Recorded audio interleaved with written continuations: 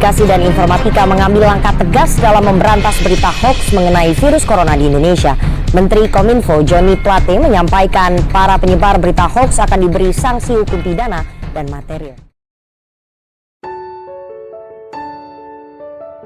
Assalamualaikum warahmatullahi wabarakatuh. Perkenalkan, nama saya Fahmi Aldi Ceniago, NPM 18020. Saya mahasiswa dari Fakultas Hukum Universitas Bung Hatta, sekaligus mahasiswa KKN kelompok 23 dengan DPL Ibu Tiara Dwi Putri, SE MSc. Nah, pada video kali ini saya akan memberikan edukasi kepada teman-teman mengenai bahaya penyebaran hoax di masa pandemi serta bagaimana sanksi bagi penyebar berita hoax.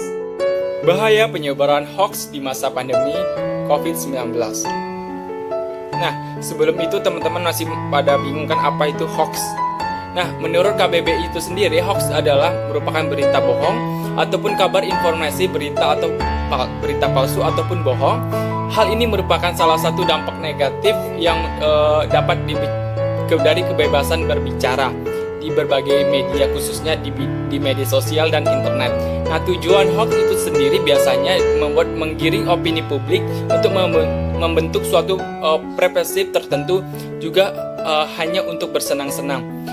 Hoax ini awal mulanya itu dibuat untuk sebagai orang ataupun kelompok. Hoax biasanya muncul ketika adanya isu-isu yang viral ataupun isu-isu yang lagi hangat di permukaan publik.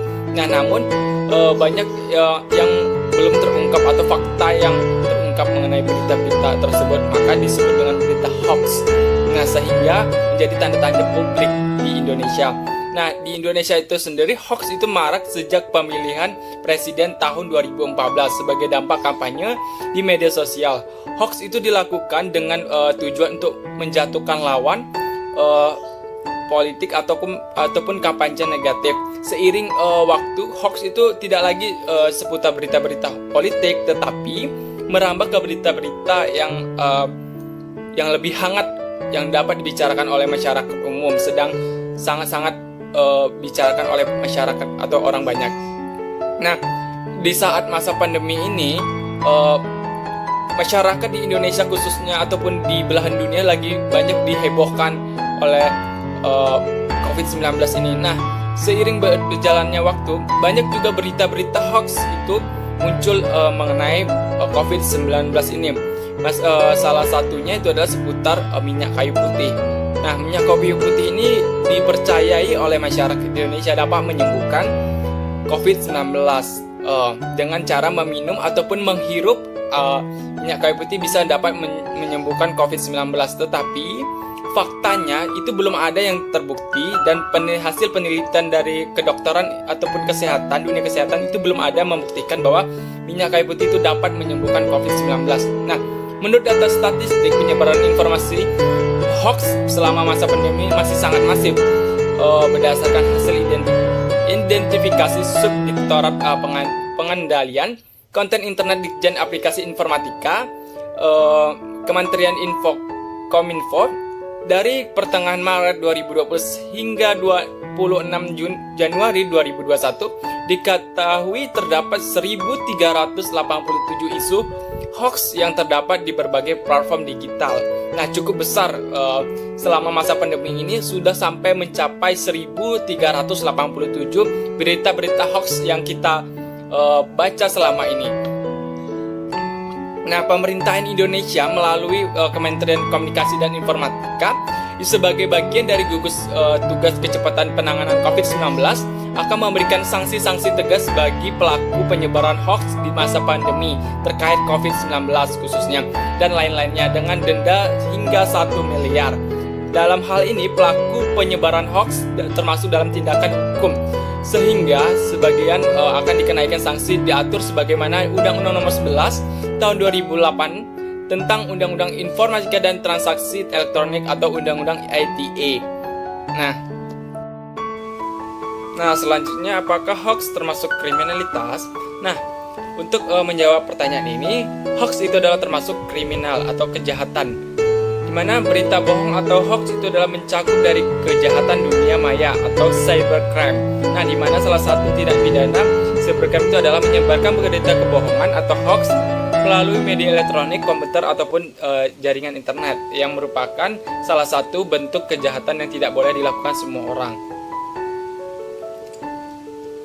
Nah, sebagaimana diatur di dalam pasal 45A ayat 1 Undang-Undang ITE disebutkan bahwa setiap orang yang sengaja menyebarkan berita kebohongan dan menyesatkan yang mengakibatkan kerugian konsumen dalam transaksi elektronik bisa dikenakan pidana paling lama 6 tahun dan atau denda maksimal 1 miliar. Nah, selanjutnya itu adalah tips memilah berita hoax pada masa pandemi. Nah, yang pertama itu adalah hati-hati dalam judul provokatif. Nah, misalnya dalam langsung menuju ke pihak tertentu. Isinya pun bisa mengambil dari berita-berita resmi dan hanya saja diubah-ubah ataupun diedit agar menimbulkan persepsi atau opini publik yang sudah mengiringkan sesuai dengan kehendak si pembuatnya tersebut. Nah, hati-hati nih bagi teman-teman yang mendapatkan berita-berita yang dianggap merujuk provokatif, itu jangan mudah percaya dan harus menyelidiki apakah berita ini benar-benar fakta ataupun hoax. Nah, yang kedua itu adalah cermat dalam alamat situs. Nah, apabila berasal dari situs yang belum verifikatif atau belum resmi sebagai institusi pers resmi, misalnya menggunakan domain blog, maka informasi bisa dibilang meragukan.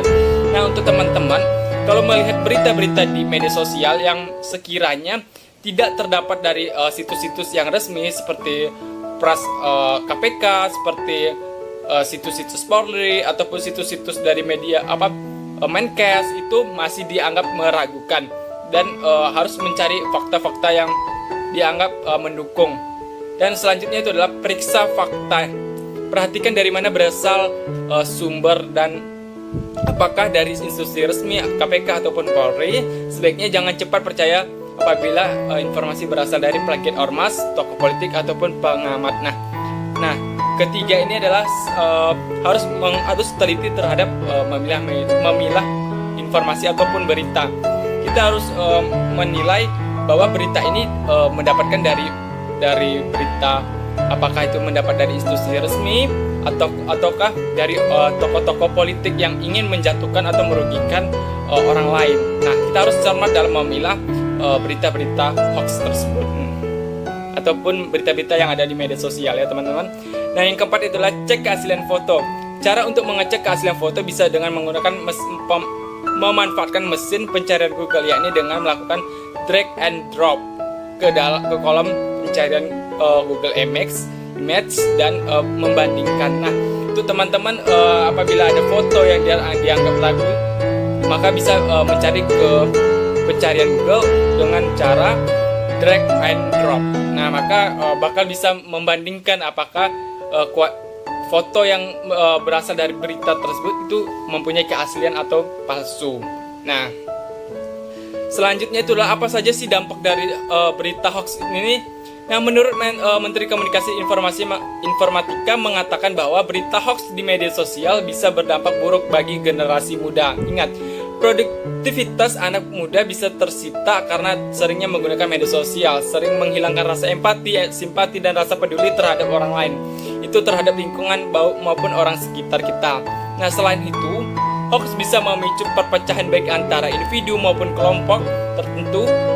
Hoax juga bisa menurunkan reputasi si korban, menguntungkan pihak orang tertentu. Yang paling mengerikan, hoax juga merupakan membuat fakta yang tidak lagi dipercaya. Nah, sejarah bisa membias dan menjadikan kekeliruan akibat berita-berita hoax yang disampaikan secara terus-menerus. Hoax juga menjadi isu serius di Indonesia mengingat penggunaan internet melebihi hampir seluruh dunia. Nah, oleh karena itu banyak sekali dampak-dampak yang dirugikan oleh penyebar pemberita hoax ini. Bisa mendapatkan kerugian oleh orang lain, menurunkan reputasi orang lain, menjatuhkan citra orang lain, hingga nama baik orang lain bisa saja. Nah, ini adalah salah satu contoh penyebar hoax di Indonesia di mana masa pandemi.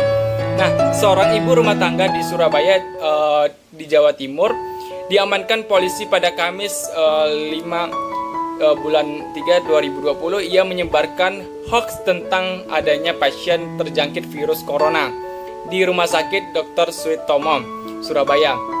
inisial NF juga mengunggah foto yang disebut sebagai pasien rumah sakit di grup Facebook yang bernama Surabaya Digital City.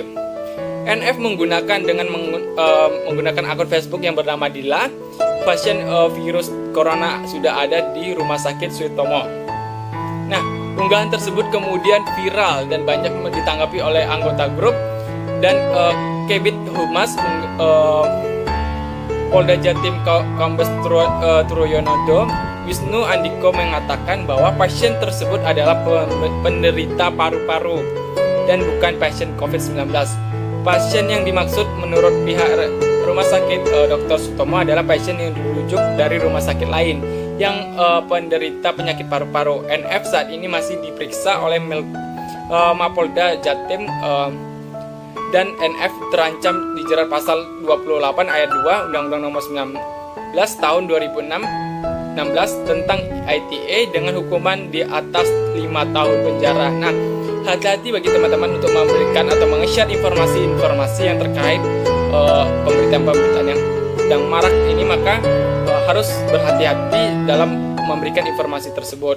Karena bisa saja informasi yang kita berikan atau kita share ini belum mempunyai keaslian atau mempunyai fakta yang